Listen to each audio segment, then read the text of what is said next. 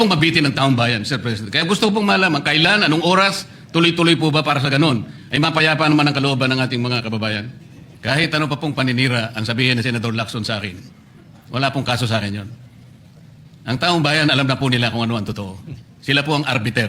Silang magsasabi kung totoo lahat po ang pinag-uusapan natin dito. At kung ano ang sinabi laban sa akin. Ang gusto ko lang pong linawin, Mr. President, kung talagang pinaninindigan ni Senador Lacson yung patakaran na kanyang huling sinabi at binigyan ng emphasis kung saan ang mga ebidensya pupuntahan natin.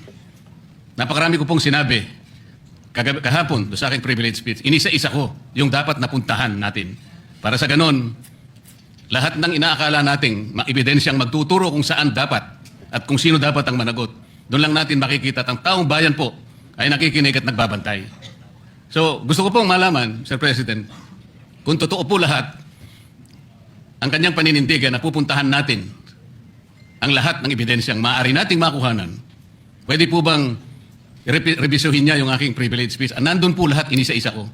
At nagtapos nga po ako doon sa 18 ex-marine officials sa iba pa yatang mga official ng ating sandatahang lakas ang nandun.